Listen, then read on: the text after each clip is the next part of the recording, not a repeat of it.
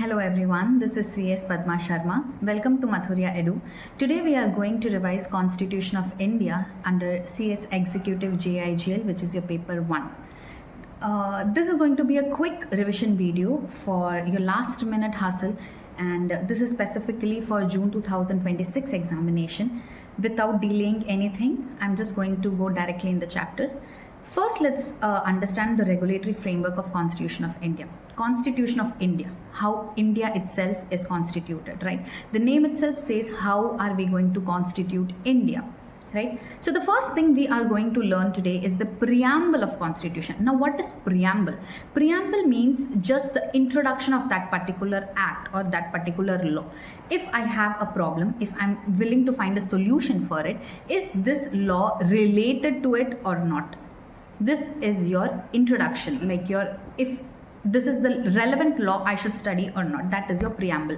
Now, sometimes the preamble is short preamble just for 2 lines, and sometimes it can be long preamble, which is one in your Constitution of India, a long preamble which explains a lot of things, right? So the preamble says, we, the people of India, we, the people of India, that means you, me, and everybody who are the people of India, have solemnly resolved to constitute India into a. We are taking this as a pledge, this as an oath, that we are going to constitute India as a sovereign, socialist, secular, democratic republic, and to secure all its citizens. We are going to be sovereign. Sovereign means what? We are going to be an independent nation.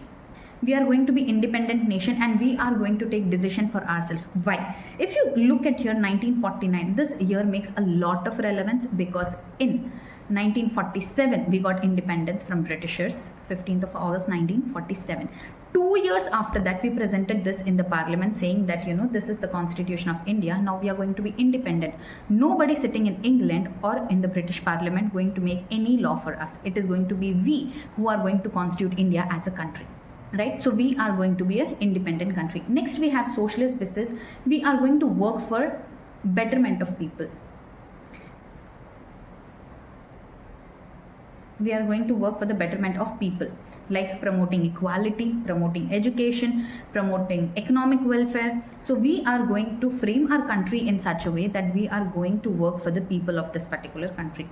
We are going to be secular. Secular means India as a country will not have any religion of it.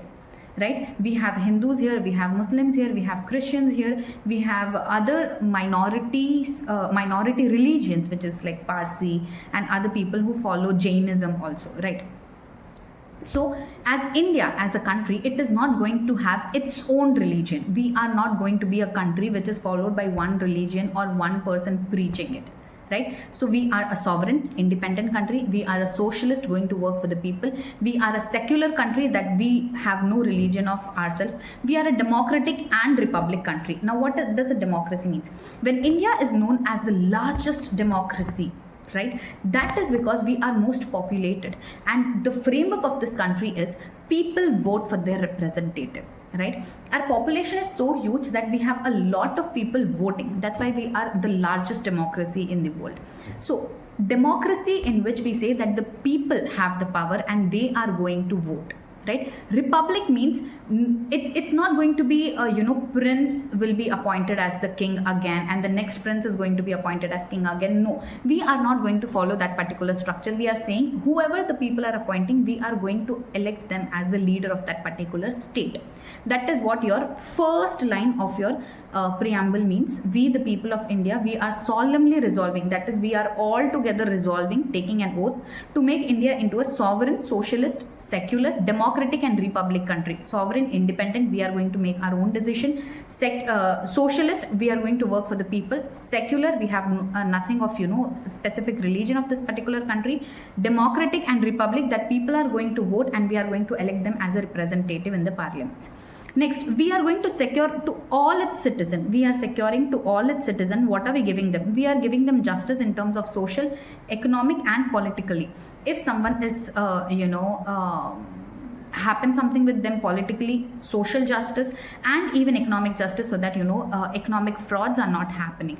So we are going to give them justice in terms of social, economic and politically as well. Liberty of thought, expression, belief, faith and worship. You have your own will, you have your own liberty to have your own thought, whatever thoughts you are going through, be it, overthinking, underthinking, not thinking, whatever you consider to be your thought. You can have your own thought. You can have your way of expressing your emotion. Someone goes silent to express their emotion, and someone speaks a lot when they have to express. So you can express the way you want to express your emotions, and you have your own belief. Whatever you want to believe, you can believe them. Whatever faith you belong, again, we being a secular country, whatever faith you want to follow, you can follow that, and you can worship whoever we want. Again, a secular nation, because it is up to you. You have all the liberty to follow whatever faith you have, whatever thoughts you have, whatever opinions you have, whatever beliefs you have all the liberty to follow that. Equality of status and opportunity, and to promote among them all. This is your first fundamental right under Article 14, which is right to equality, and we consider this to be a very base of our constitution, that everybody should be treated equally. Fine. Fraternity, assuring the dignity of the individual and the unity and integrity of the nation. We are working in such a way, in a friendly way, that we are not harming anyone. We are going to be in a friendly way. Dignity. We are going to, secure the dignity of all the individual, and the unity of and integrity of the nation also has to be followed. You cannot be, of course you have liberty of thoughts, but your thoughts cannot be in a way which is going against the nation again. Now this you will read in detail under your Article 19, which is freedom of speech. You do have freedom of speech, whatever you want, but it comes with certain restriction. That is a reasonable restriction. You can say whatever you want to say, but then you have to follow whatever the law says. You cannot go against your own country. You cannot be promoting or making or slogans or taglines which is against your country. So we are going to promote fraternity, assuring the dignity of individuals. So everybody's interest should be protected, but also the unity and integrity of the nation should also be protected. Right? This is just the introduction. Now, if you have any doubt in your mind, only if you read the preamble, you will be in a position to find that will Constitution help you to get answers for your questions you are looking for. Right? Now, in our Constituent Assembly in 26th day of November 1949, this was presented in the Parliament, do hereby adopt, enacted and give to ourselves, because 1947 Britishers went back. So we took almost 2 years to sit and analyze the situation of our country, and then be like, okay, this is something we primarily need to work on, and this is how this country is going to be going further. Fine. So we are giving this constitution to ourselves. And then on January 26, 1950, remember this, January 26, 1950, we got our constitution came into enforce. Now a lot of people don't know what is Republic Day for, right? We have Independence Day. We have Independence Day, that is on 15th of August 1947.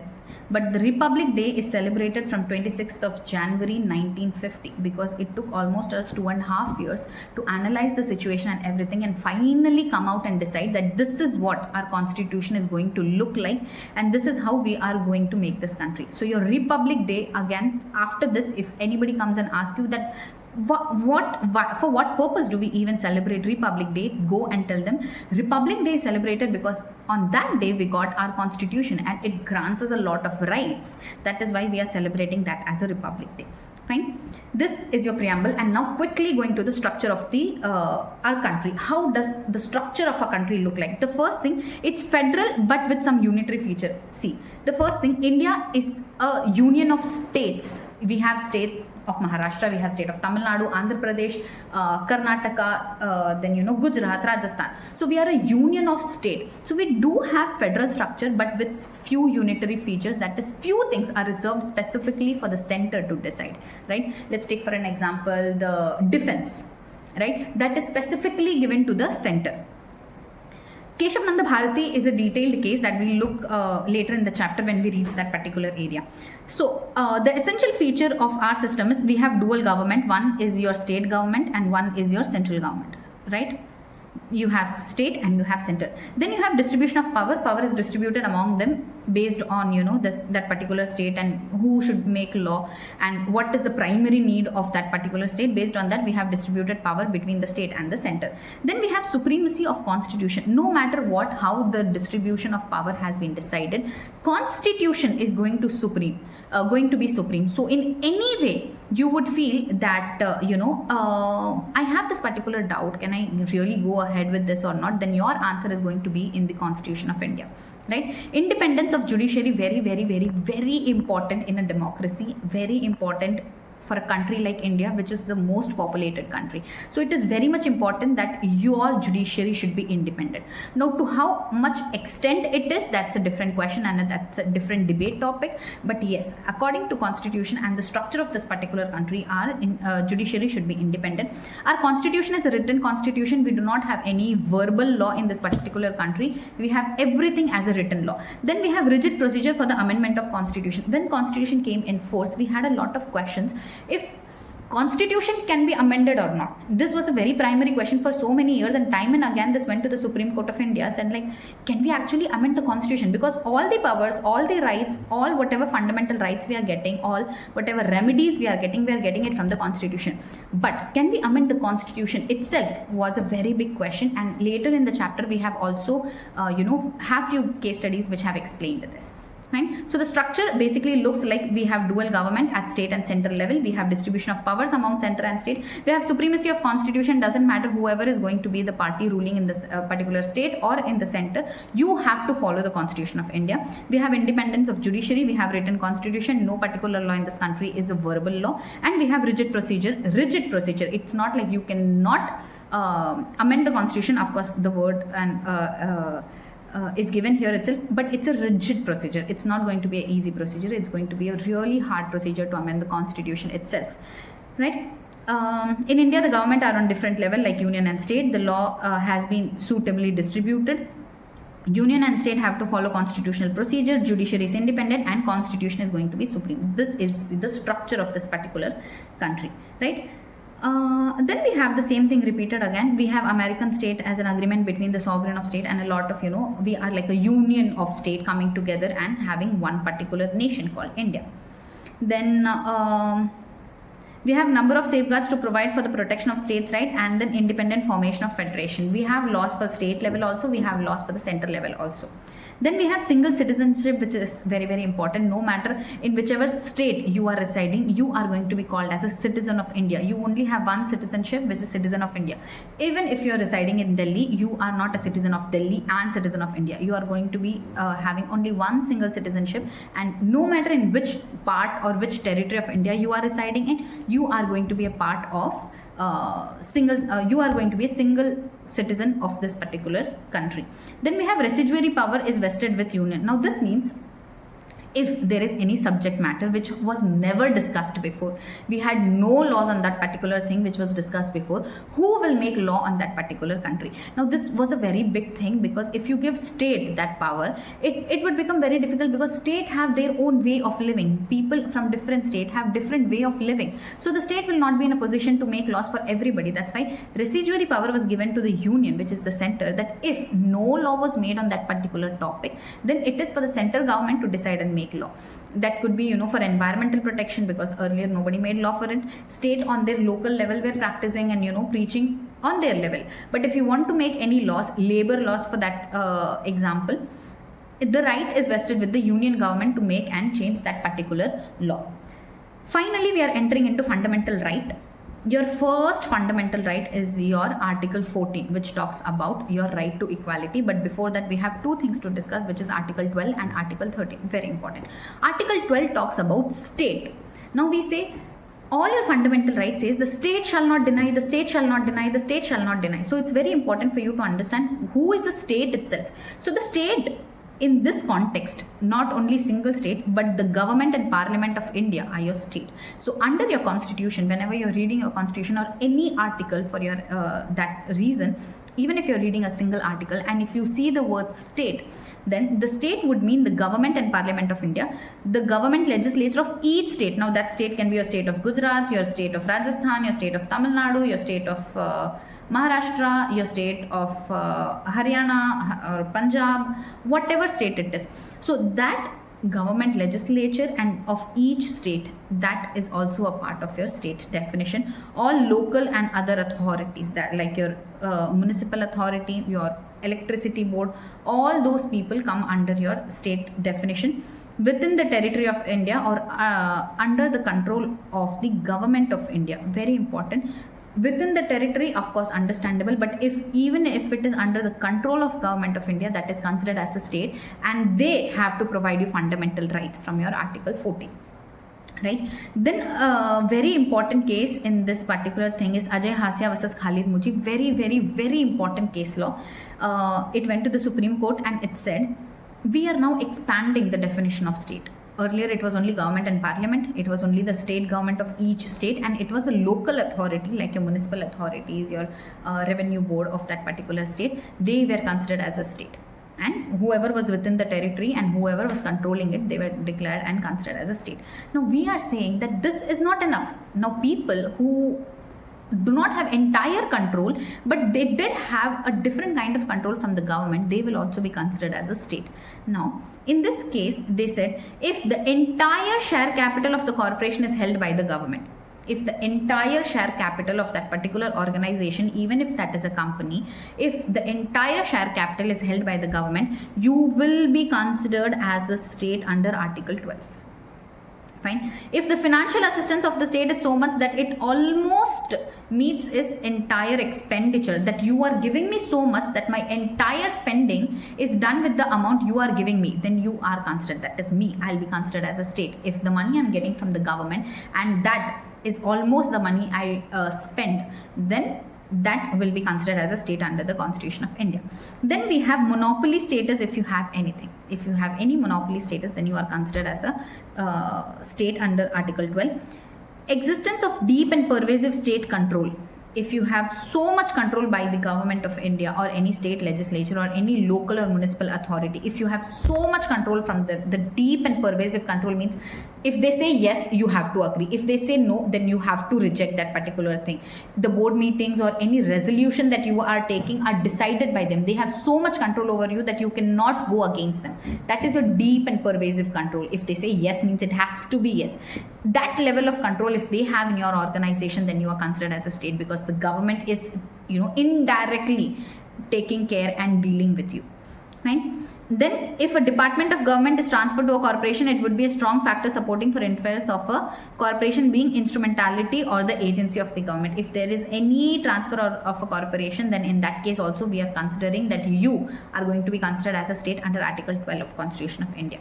Fine. This again, not a very important case law, but quickly going through Z Telefilms versus Union of India. They just said that BCCI, which is your cricket board of control for cricket, is not considered as a state because the financial functionality or administrative dominated by or under control of government and control exercised by the government was not pervasive but merely regulatory in nature. We are just saying that nobody is fixing the match. We were only taking care of those things. We were not very deeply going and taking care of everything that BCCI was doing. So for that reason, BCCI was not state. BCCI was not state for the purpose of Article 12. Right? Moving forward, Article 13. Article 13 again very important. Existing law, because if you see, we have Indian Contract Act. We before Companies Act 2013, we had Companies Act 1956. Before that, we had Companies Act 1913. Like this was before our independence, right? So there were a lot of laws which we also had Partnership Act. We also had Partnership Act, which was pre-constitutional act, pre-independence act. Now we said that okay, we are bringing constitution from today. What about the laws which are there already? What are we going to do that? So the existing law, what did the Article 13 say about that? So Article 13 relates to laws already existing in force. They said pre-constitutional law are void to the extent to which they are inconsistent with the fundamental right. They said one thing. After this, you cannot make any law which will, not be in line with the Constitution of India. But what about the previous laws? They said one thing, any law which is not giving the people of this country the fundamental rights, then that law is not going to be enforced. So existing law, constitution comes into effect after constitution laws. Existing laws, if they are not following the fundamental rights, void. After this, you cannot even pass a law. These were the pre-constitutional laws, right? So if there was anything which was not following the fundamental rights, then you cannot do anything but declare them void. But after this, post-constitution, you cannot even declare some law which is against the constitution. The parliament will not let that happen. The judiciary of this country will not let that happen. The first thing will be the validity of that entire act itself, if this is valid or not. Right, so any law which is passed in the parliament, and the structure how it gets passed, you go to the Lok Sabha, then you go to Rajya Sabha, and then the president signs it, and then the bill becomes the act. So if any law is not following the fundamental rights itself, then you will not even be in a position to pass that act in your house of the parliament, right? Then you had future laws which said, after the commencement of constitution, shall not make any law which takes away the rights conferred in part 3, and such law will be declared void to the extent it does not follow the constitution of India. Right, now your law also includes any ordinance, any order, bylaw, rules, regulation, notification, custom, usage. This is for the safer side. We have said you cannot say, oh, the law should not be violating, I'll make rule which violates. They said no, please don't come to me with a different way. Your law includes all your ordinance, your laws, bylaws, your rules, regulation, whatever you are passing. No, nothing can be passed in a way which can go against the fundamental rights of anybody, right? Golaknath case is a bit of an important case. Golaknath case said, the court took the view that it includes such an amendment, and therefore even a constitutional amendment would be void to the extent it takes away and abridges any fundamental rights. Even if the constitution is getting amended and that amendment is going against the fundamental rights of the citizen which is granted to them as by the Constitution of India, that will not be considered as valid. So first, existing law, of course, void. We are not going to let anybody after the constitution to pass anything which is going to be void, which is going to be against the Constitution of India or the fundamental right. We are not going to let that pass only. Now, next thing they said, law includes your rules, regulation, ordinance, bylaws and everything. Right? And the next thing in the Golaknath case, they said, even if you are amending the constitution itself, the amendment of constitution cannot be in such a way that you are violating the fundamental rights. I hope Article 13 is clear now. Article 12 was talking about state, that who is going to be considered as a state. Article 13 was talking about that what would be the laws before the commencement of constitution and how are we going to treat it after the commencement of constitution. When was the constitution commenced? 26th of January 1950. So before that, after that, whatever the law is, how are we going to deal with them was declared in your Article 13, right? Doctrine of severability, eclipse and waiver, again important doctrines which are given here.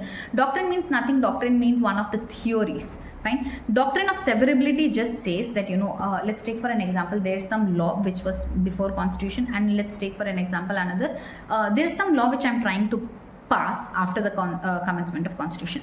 Now severability, separating, right? If there is one part of the constitution, there is one part of any law which is violating the fundamental rights of a person, am I going to declare the entire law as void and invalid? No. If you can separate the law, if you can separate it, doctrine of severability, if you can separate that part which is not in line with the fundamental rights, and if you keep the remaining part, if that remaining part is sufficient enough to take care and give base to the entire law which you are bringing, then you can go ahead with this particular thing, and this part which was not in line with the fundamental rights, we are going to keep it separately. Keep that separately. This act is going to be passed without this particular thing which was violating the fundamental rights of a person. It is not the entire law which is affected by the provision of part 3. Not the entire law we are going to declare, but the law becomes invalid only to the extent to which it is inconsistent with the fundamental right. Only that part which is inconsistent. Let's take for an example, I am passing a law that I won't be treating everybody equally. Now the first fundamental right itself is your right to equality. Can I pass this particular law? No. But they are saying not the entire law which I'll be making invalid. I'll be taking out this particular part which is saying that I won't be treating everybody equally. Now, after taking this out, is this law valid? Is this law sustaining? Is this law serving the purpose for which I made this entire law? Then go ahead with this, just remove this one and continue with the rest of the part. So only that part of the law will be declared invalid which is inconsidered with, and the rest of the law will stand. The rest of the law is going to continue.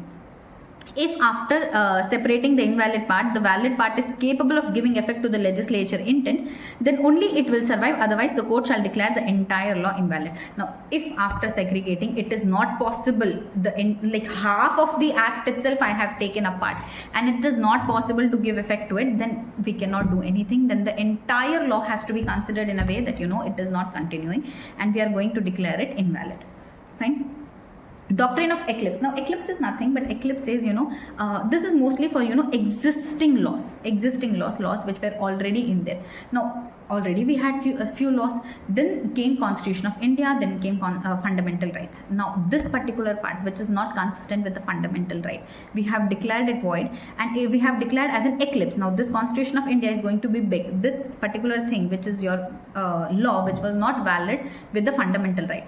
Now, this is going to act as an eclipse. The moment you change your fundamental right itself, and this part is in a way that it serves the purpose now, then the eclipse goes down. Let's take for an example, this was any of your existing law. Okay, this was your existing law. Then came a big thing called the Constitution of India and fundamental rights, right? So now this, because no matter what, this particular thing is very much important. No matter what, fundamental rights has to be protected, right? So if there is any law which is not inconsistent with your fundamental rights, now your fundamental rights are going to be as a shadow on them. Whenever there is a change in your fundamental rights itself, then this particular part will come out. Then this will become valid because now that is not even your fundamental rights. Later things were declared that right to equality is not even a right, not even a fundamental right.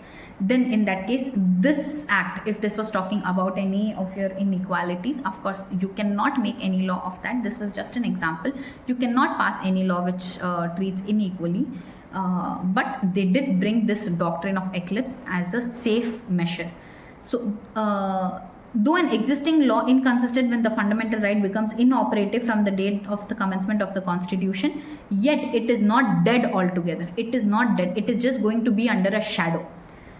A law made before the commencement of the Constitution remain eclipsed or dormant to the extent it comes under the shadow of the fundamental right. Once your fundamental right changes, and if this was giving effect, then it will amend accordingly. Fine. However, there was a dispute regarding the applicability of this doctrine of eclipse, whether it should be applicable to both the pre-constitutional or post-constitutional, but we still don't have any clear answer. There is no unambiguous pronouncement to that effect. Both laws and some were in favor of pre-constitution law only. Some were saying both laws should be declared as a law of doctrine of eclipse. Some said no, only pre-constitutional law should be there, but we are like, yes, we can.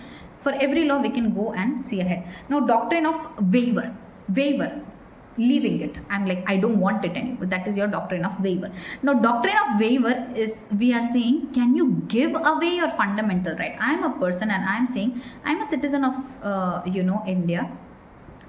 But I'm saying I don't even want any fundamental right. I don't want to be treated equally. I don't want good opportunities. I don't want freedom of speech. I have to be treated in a way the patriarchy was treating me. And I want to, waiver all the fundamental rights that are given to me. Can I do that? Earlier, the court said, this is based on the perception that a person is his best judge. If you feel you don't want any fundamental rights, good for you. Go ahead. We are not giving you any fundamental rights. This was the doctrine of waiver. It again said this thing, the person must have the knowledge of rights what he is waiving should be voluntary. First thing, nobody should force me to say that, this is not your right, you should not be following and you should not have freedom of speech and expression. Second thing, I should be aware what I am giving. I should be like, okay, I know that I have freedom of speech, but I don't want it anymore. I should be aware what freedom of speech is giving to me. all the rights which is given to me, I should be aware. And second thing, it should be voluntary. It should be voluntary. Nobody can force anybody, right? The doctrine was discussed in this particular case, that is your Bashir Nath versus CIT, where the majority expressed its view against the waiver of fundamental rights. Majority said you cannot waiver your fundamental rights because your constitution's preamble itself talks about your fundamental rights. We are going to give you equality, we are going to liberty of thought and expression, we are going to give you justice. Now if I'm saying that anybody can come and say that I don't want to follow this particular thing, I don't want fundamental rights, then tomorrow we will not be in a position to form a country, we will not be in a position to continue with certain things.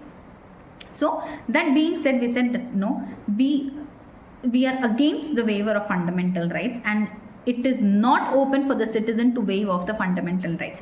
Remember earlier they said that if you have voluntary idea, if you know what you are giving away, then you are your best judge. But later in this particular case law, they said that no, it is not open for the citizen to waiver their fundamental rights. If you are a citizen of this country, we are giving you fundamental rights and it is your right. Okay, so this is with respect to your Article 13. Article 12 talks about your state, and the important case law was Ajay Hasya versus Khalid Mujib. Then Article 13 talks about pre and post constitutional law, how are we going to make them in force, right? And only one case law we discussed here, which was your Bashir Nath versus CIT. Right now, finally we are entering into the fundamental rights. So many things we have discussed that you have fundamental right. Now what exactly fundamental rights do we have? Your first fundamental right is your equality before law and equal protection of law. Everybody should be treated equally, but there is a catch. The state shall not deny. Who is state? Go back to Article 12 again. Who is considered to be a state? Now the state shall not deny to any person equality before law or equal protection of law within the territory of India. Every word in this particular line is important. The state shall not deny. The state. Can I go and say people that, oh, you are from different, so I will not talk to you? A normal citizen, yes. That's why we have a lot of people treating people differently, calling them by their names. We have so many people, a lot of names are being called. I don't want to specify anything, but then yes, individual citizens are open to call whatever they want to call, right? But the state shall not deny to any person equality before law or equal protection of law. Equality before law. Everybody will be treated equal in the eyes of law. No matter you're a normal citizen, no matter you're a politician, no matter you're a big celebrity, no matter you're rich, you're poor, everybody should be treated equally before the law. Second, equal protection of law. Wherever we see that for promoting equality, we need to bring certain laws, we need to bring changes in law, we have to promote them. Equal protection of law. Protection of law should also be one of your consideration within the territory of India. Now your second catch, all person within the territory of India has to be treated equally. Even if it is a foreign citizen coming in the land of India, within the territory of India, that person should be treated equally. So the state shall not deny to any person equality before law and equal protection of law within the territory of India. Fine. Equal protection shall secure to all persons within the territorial jurisdiction of the Union and the enjoyment of their rights, privileges without favorism or discrimination. There should be no favorism, there should be no discrimination on that particular thing. Fine. Equal protection of law does not mean the protection of the same law of all. To separate people, similar situation from those who are not, legislative classification or distinction made carefully between people. Now see, again this says, of course everybody should be treated equally. I agree that everybody should be treated equally. Now in that case, the people who are in army will come ahead and say that you are telling me to go on war, take out guns and shoot people, but to the other people you are not saying this, right? They will come and question this, what about this? So can you make a law for different kind of people? Now let's take for an example, the doctor should be treated equally. All the doctors, no matter you're a surgeon, no matter you're a cardiologist, no matter you're a doctor for some specific organ, the doctors should be treated equally. Or let's take for an example, all the CS should be treated equally. Now I cannot say the treatment you're giving to a doctor, give the same treatment to me. They'll be like, doctors come on a call even if I call them at midnight 3 because there's an emergency. Can I call you midnight at 3 and will you come? There's a difference because your entire way, your entire living is different. But should all the CS be treated equally? Yes. So you understand the difference.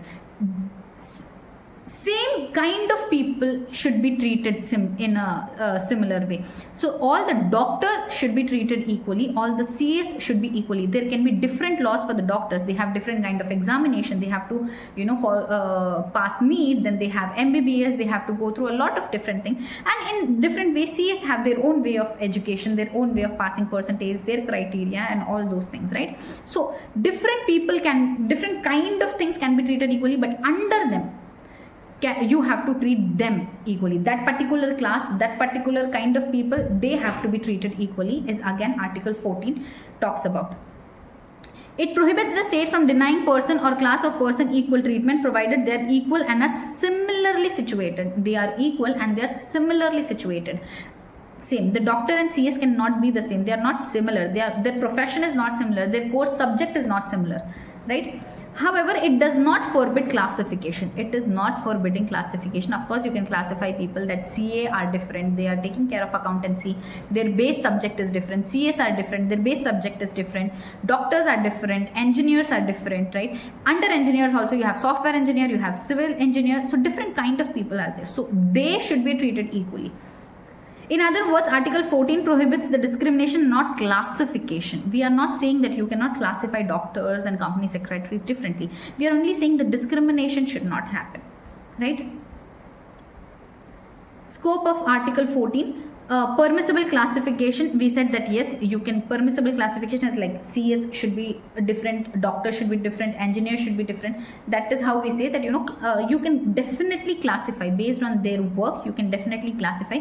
It does not forbid classification. This is another important case law, Ramakrishna Dalmia versus Justice Tendulkar. They said that it does not forbid classification. I cannot say treat me just equally like an army officer. No. I cannot say that. I'm not equivalent to an army officer. It does not even make sense. So that is not your right to come and say that, right? Other important thing is even a single individual may be treated as a class. Now for this, the recent case is your Harish Rana versus Union of India. Now this person was in coma for last 13 years. It is a very recent case. He was in coma for last 13 years and the Supreme Court of India for the first time has given this in favor of him, that he can be given passive euthanasia, which means that he was in coma but on medical support. But the doctors and everybody said that we cannot save him and we see no hopes that he can come back to his normal life. So it is better that we remove his life support and give him this particular thing. Now this was even discussed in a better way under your Article 21, which is your life to personal life, right to your personal life. So yes, that says you have right to live, but you also have right to die peacefully. Now that person was in coma suffering for so long, so the people said that he should just die now, he should die in peace. So this particular thing, Harish Rana versus Union of India, was made for him only. So if even a single individual can be treated as a class. This was the first case in the Indian history where they said that yes, for the person who's in coma and passive euthanasia can be given and remove his life support. And I think this is a very recent case, maybe 3-4 months back, and he was dead in AIMS, Delhi. He was admitted for 13 years, he was in coma for 13 years, and then finally they removed his life support in AIMS, Delhi. Fine. This was your Article 14 entirely. Everybody should be treated equally within the territory, but the state shall not deny anybody the right to be treated equally.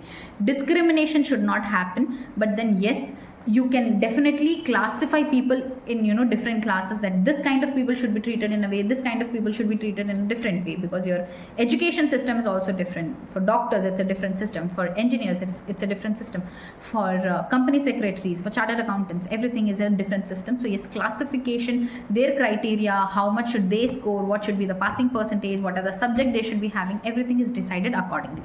Fine. Your next is your Article 15, which talks about prohibition. Prohibition, very important. Prohibition, complete ban. Prohibition of discrimination on grounds of religion. Very important. That again, the state, it prohibits the state. Again, what is state? Go to your Article 12. The state, government and parliament, state legislature, and your local authorities, and everybody, that deep and pervasive control under discussed in Ajay Hasya versus Khalid Mujib, that everybody should not discriminate any citizen on the grounds of his religion, his race, his caste, his sex, and his place of birth, or any of them. But no citizen shall be denied subject to any disability, restriction, or condition with regard to. First thing, this is only for the citizen. Article 14 was for anybody on the land of India. That was for anybody on the land of India. But Article 15, because it is about your discrimination, then no matter what, based on his religion, his race, his caste, very important, because we are still a society which believes in caste a lot. So you will not discriminate in terms of your caste, in terms of his sex, being a male, female, or we recently also have a lot of people appointing transgenders or people who come from different LGBTQ community, and we are trying not to make a difference, not to make them feel any as an excluder or outside person, but you should not discriminate them based on any of this or their place of birth. Oh, just because you were born in that particular state or that particular village, you are treated to be a very different person. No, that is not something we are supporting, or any of that form. Then you are not allowed to go ahead with that. Okay. Now, second thing they said, no citizen shall be subject to any disability, restriction, or condition with regard to access to shop. Now, see, this was very important because earlier, if you see even some old movies, the kids, if they are from some big zamindar or some big rich family, they would be sitting on chairs or something, and the other people, rest of the people, will be sitting on floor.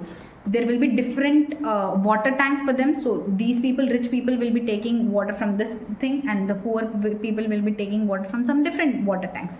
The wells and everything was treated differently, right? So that's why this was the condition, and this is the past reality of this particular country. That is why we had to include this as a fundamental right. Imagine the situation it was. In 2026, when we are sitting, we can feel like, why is this even in place? Because today we have evolved a lot as a human, as a person in general. But then back in those days, it was not even that people would have access to water. That was very crucial stage, and that's why we thought that this should be a fundamental of right for any person, that he should be treated equally. He cannot be discriminated based on his religion or his caste, right? So first thing, there should be no restriction or condition with regard to access to shop. You cannot say just because you are from lower caste, you cannot come into this shop. No, that cannot be done. Public restaurants, you cannot be like, you are poor, so you cannot come to my public restaurant. No. Hotels or places of public entertainment, if it is an amusement park, you cannot say that, you cannot enter this particular park because you are, from some different caste, or you have born in this particular village, so everybody from that village are deprived to enter into this park. Now, that is not something that should be promoted. And use of wells, tanks, bathing hearths, roads, place of public resorts maintained wholly or partially out of state fund, that should not be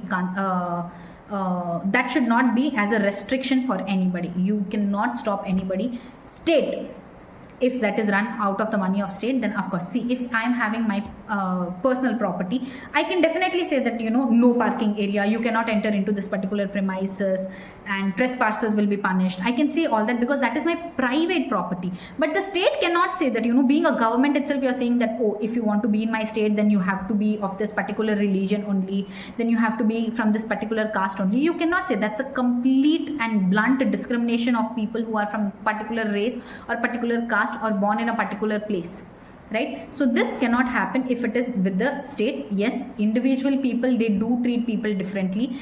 Now, I think only humanity will be in a position to save them. People cannot save them. The government cannot make law which is for, everybody. Only the humanity, people coming out of their thought and their system, can save them. Okay. Exception to the right guaranteed under Article 15.1 and 15.2, they said that government, of course, the state shall not deny, the state shall not discriminate, but the state can make law. Article 15.4 permits the state to make special provision. First, they said you can make law in favor of women. Very important, because women were treated unequally. Now, the constitution only gave them the right to be treated equally. You cannot say, oh, if you're making laws for women, you are giving them a privilege. No, they were deprived by this particular constitution and this particular article. You are only making them equal. You are not giving them a privileged situation. So for women, to give them equal rights, to give them equal opportunities, the state can make law for the women. Next, they state that they can make law for social and educationally backward citizens. They can make laws for the scheduled caste. They can make law for the scheduled tribes. Fine. Economically weaker section, later they have added economically, if someone is in a weaker section, he's a poor person, then you can make laws for them as well. Education institute includes private education institute, whether aided wholly, unaided by the state. Maximum to 10% of the total seats in the each category has to be given. This was a very recent amendment which they brought, and they said that, you know, give them some reservations. At least 10% should be given to them. Then you have Article 16. And this is going to be the last article which we will be discussing in this particular thing, because after that we have right to freedom. We don't have right to like equality. We are going to discuss right to freedom in our next video. But right to equal opportunity in matters of public employment. Again, public employment, like you are going to be a government employee. In that case, Article 16 comes into picture. Article 14 talks about equality. Everybody should be treated equally. Article 15 talks about nobody should be discriminated. Now that is a general law for everybody. Article 16 talks about your equality in terms of public employment. If you are going to get employed in a government authority, then what will be your treatment? So first said, guarantees to all citizens, again to everybody, equal opportunity in matters relating to employment or appointment in the offices of the government. Article 16(2) prohibits discrimination against any citizen on the grounds of religion, race, caste, sex, descendants, place of birth or residence. Now again, the same thing which was said in Article 15, they are repeating in Article 16, which is saying first general, this is your general thing that you cannot discriminate them. But Article 16 says when they are coming for public employment, even in that case, you cannot discriminate them. Fine. But however, very important, every law has to be read not with one line but with however, provided that, that's where you stand your law. There are certain exception provided for Article 13(4), Article 16(3), Article 16(4) and Article 16(5). They said Parliament can make law in this regard class or classes of employees or appointing office under the government or state or union territory which is in their essential qualification state. That if you have to be a railway employee, you need to have minimum qualification whichever is required for that particular department. If you have to be appointed in the defense ministry or defense area, then you have to have particular qualification for that particular area. Can you decide that? Yes. We are not saying that we are not going to give you opportunity in the public employment. We are only fixing the minimum requirement criteria, right? If you are going to be appointed in some space research work, then you need to have minimum qualification which whatever would be required for that particular thing, right? And they can make law in favor of backward class citizen not advertently representing in the service under the state. In matter of promotion with consequential seniority to all class or classes of post of service under the state, scheduled caste and scheduled tribes, for them also you can make a law. So for you can fix essential qualification, one thing, then you can have for backward class people, then you can have for scheduled tribes and scheduled caste people. Then unfilled vacancies in a year which are reserved for being filled in that year in accordance with the provision of reservation, then that can have separate class of vacancy and can be filled in the succeeding year. Earlier we read that 10% minimum you have to give to those people. Now if in that particular year I can only fill like 8%, so the remaining 2% are there, I will carry forward in the next year. So next year I would be having 12% to be appointed from that particular category. Fine. Shall be a person professing a particular religion or belonging to a particular denomination. Now if I'm appointing someone in a particular religion as a priest or whatever the post that calls to be, then if you are from that particular religion, only then you can be appointed in that particular work. If you're a Hindu, you can be appointed as a priest in a temple. If you're a Muslim, as a Maulana in the masjid. If you are a Christian, then whoever, if I'm appointing anybody there, then you have to be a person who follows Christianity. I cannot religiously go and appoint them, because they will not be in a position to guide the people who are following that particular religion in a better way. Fine. Reservation of appointment or post in favor of any economically weaker section for citizen, that is also mentioned in under your Article 16. So we read Article 12, Article 13, Article 14, Article 15, Article 16. Article 12 talks about your state, who is considered to be a state. Article 13 talks about how are you going to deal with your pre-constitutional and post-constitutional law. Article 14 is talking about equality. Everybody should be treated equally on the land. The state shall not deny that, okay, equal should be treated equally. So you can have a classification separately. equal protection of law should also be made. Then you have Article 15, which talks that you cannot be discriminated on the basis of your religion, race, caste, sex, place of birth, or any of them. You can have access to all the wells, bathing ghats, and shops, and public restaurants or public parks.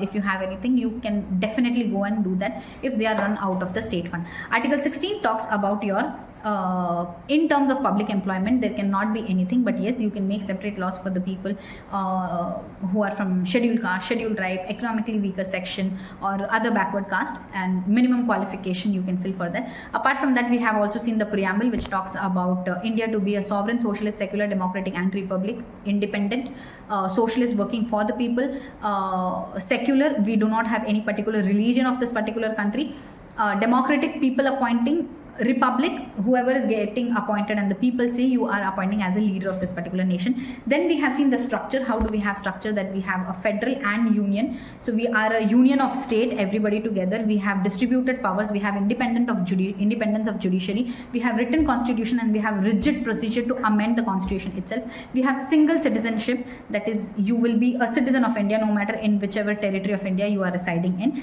And next, we have said the residuary power is vested with the center. That is, if there is no law which is made before this, then the center has the right to make that particular law. So that's it for the today's video. I'll in the next video quickly cover the rest of the chapter, and please let me know if there is some specific topics you're struggling with for me to quickly bring that topic, and we can really crack June 2026 together. Thank you.